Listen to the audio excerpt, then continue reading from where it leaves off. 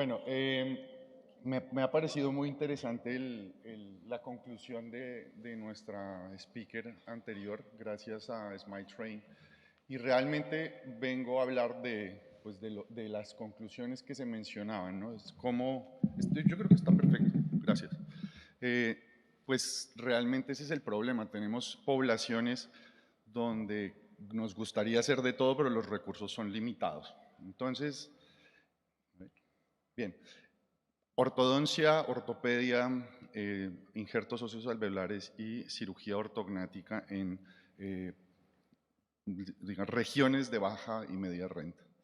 Entonces, les pido que salgamos de la caja, que salgamos y que seamos capaces de ver más allá y no solamente hablemos de ortodoncia, vamos a hablar de pacientes y personas que necesitan ayuda.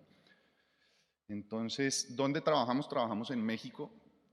México es un país muy diverso, con muchas desigualdades, donde en el sureste pues es un país mucho más pobre, unas regiones que tienen un ingreso similar a otros países como por ejemplo El Salvador. El norte es una región mucho más rica y muchas personas de México dicen que pues en México hay muchos Méxicos muy diferentes. Trabajamos en Oaxaca, es en el sureste, tiene un área parecida a la de Portugal, tiene una población como la de Panamá, son 4 millones de personas y algunos estudios señalan que hasta el 90% de las personas que viven en Oaxaca viven en una situación de pobreza. En esa población de 4 millones, pues los números así generales nos dicen que hasta 4.000 personas con labio y paladar hendido podrían vivir en Oaxaca. Nosotros en nuestra organización hemos recibido a 600 pacientes a día de hoy, más de 650 creo a día de hoy, donde un tercio son pacientes primarios, muchos de ellos rezagados por la pandemia del COVID, y 2/3 son pacientes que venían pues en situación de secuelas. Como en muchos otros países y en muchas otras regiones, esto es una publicación de Lancet que pues, se conoce, ¿no? Hay dificultades, digamos, de región, dificultades, no hay infraestructura, no hay suficientes hospitales, no hay suficientes equipos entrenados, lo cual causa barreras de salud para las poblaciones, también muy publicado por Lancet, para acceder a los servicios de salud. Y Lancet también se ha puesto a trabajar en decir, bueno, ¿cómo está el tema de la desigualdad sobre el acceso a salud oral? Y sabemos que la salud oral es súper importante para el bienestar de las personas y la integración de las personas. De hecho, la caries es la enfermedad que más afecta a más personas en todo el mundo y donde pues, hay muchísimo trabajo preventivo que realizar. Nos dice Lancet, la odontología está en un estado de crisis y dice, por ejemplo, que está atrapada en un ciclo de intervencionismo. Estamos pensando en ortodoncia, estamos pensando en ortopedia, estamos pensando, pero ¿dónde está la prevención? ¿No? Y realmente en los países ricos, pues todo esto está, ¿no?, a la orden del día de generar mucho dinero en las consultas y a través de los seguros, pero en los países de renta media y renta baja, pues la odontología es casi un lujo que pocos pueden alcanzar.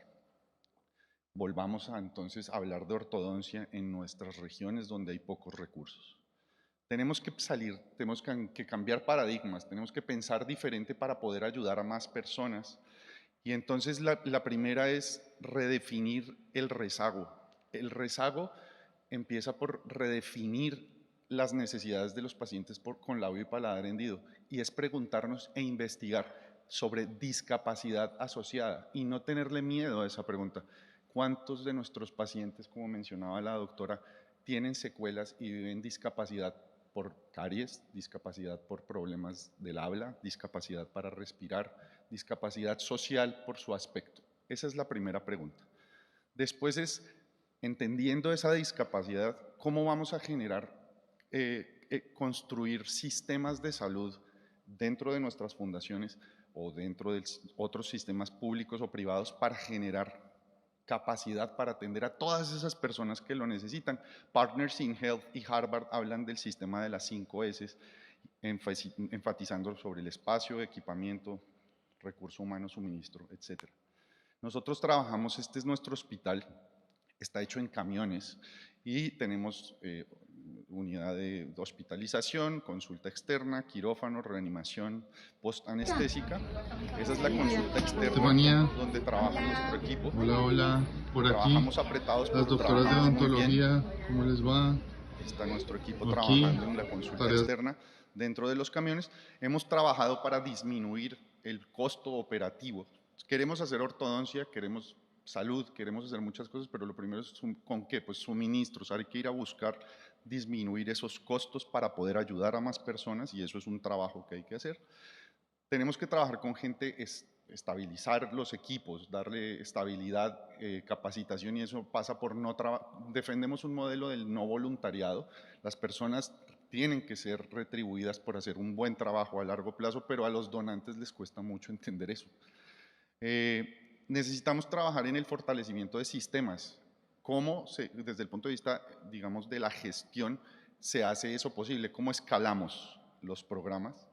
Y tenemos que crear sistemas de soporte social para acercar los programas a las personas.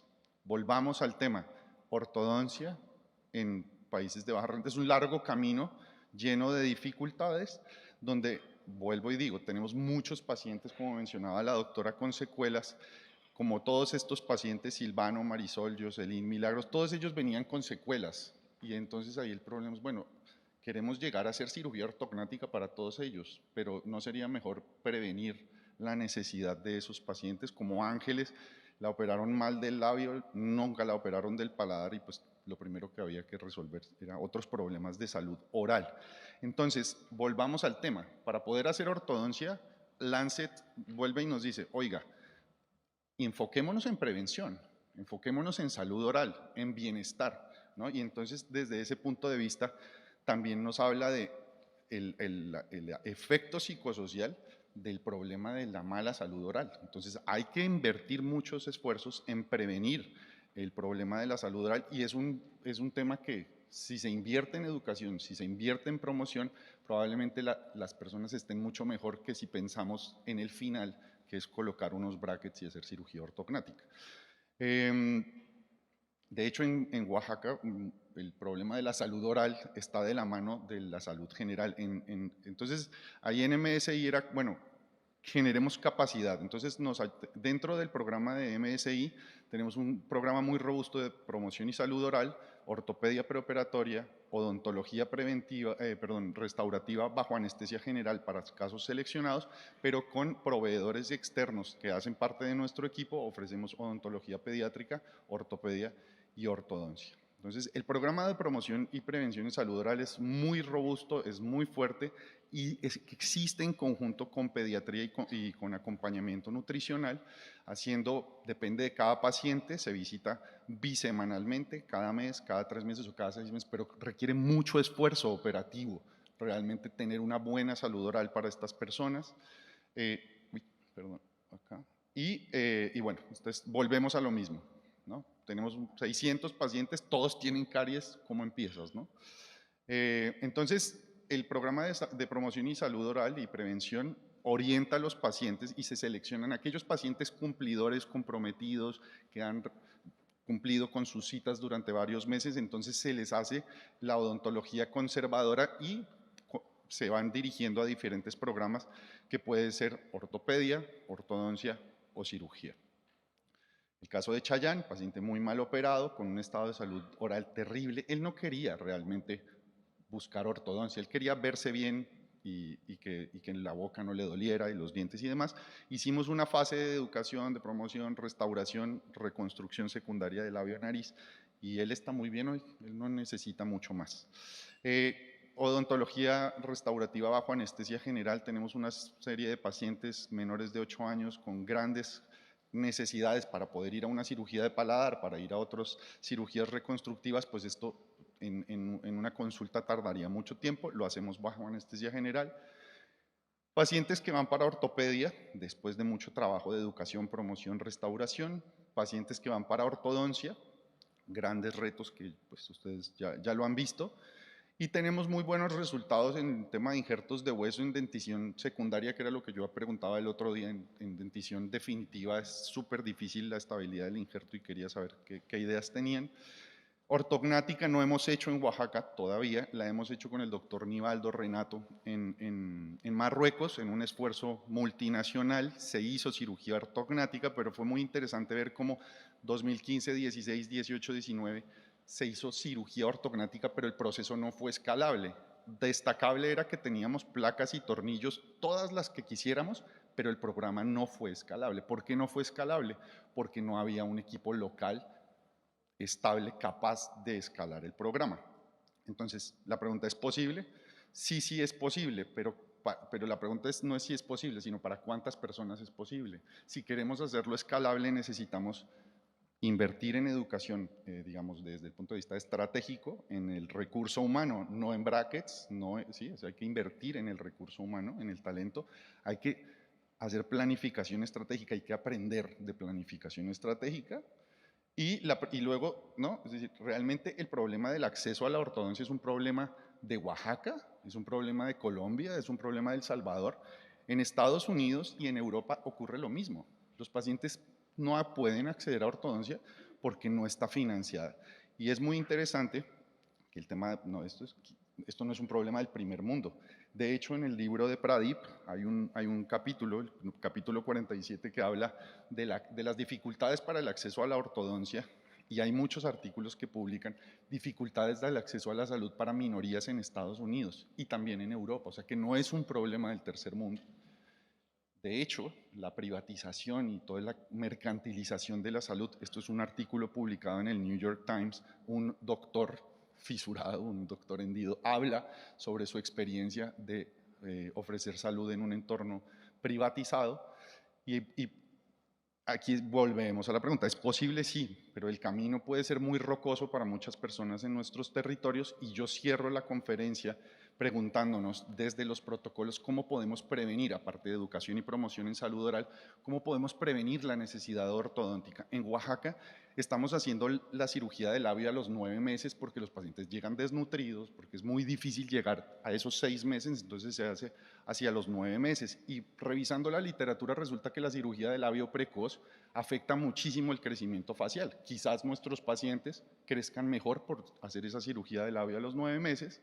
Hay gente un poco loca que defiende hacer cirugía en la primera semana de vida y yo creo que es incluso perverso hacerlo. Y hay conceptos de neurotoxicidad relacionada con anestesia general en fases precoces de la vida que nos obligarían a cuestionarnos estos protocolos, que no sé quién se inventó que la cirugía de labio tenía que ser a los 3 meses. Y lo mismo con el tema de la adhesión labial. Yo creo que es una alternativa, como este caso, por ejemplo, del doctor Renato, y tantos otros pacientes de Brasil que hacen adhesión labial, crecen muy bien y la necesidad ortognática ortodóntica es menor. Yo creo que, ¿por qué no pensar en eso? Es una gran alternativa. Y la cirugía de paladar, lo mismo. Estamos haciendo la cirugía entre los 12 y 18 meses por el contexto y yo creo que estos pacientes van a crecer mejor. Hay muchos estudios que lo soportan. Entonces, cuestionémonos esos protocolos. Ya hablé de cambio de paradigmas y ya me pasé del tiempo. Reconocer a quienes crearon y llevan adelante este programa, a las personas que no están aquí, el doctor Marco Aurelio Gamborgi, un gran elemento de Smile Train que está aquí conmigo y está en el programa, y todo el equipo de MSI que hace esto posible, y al equipo de Smile Train y todas estas personas, muchas gracias.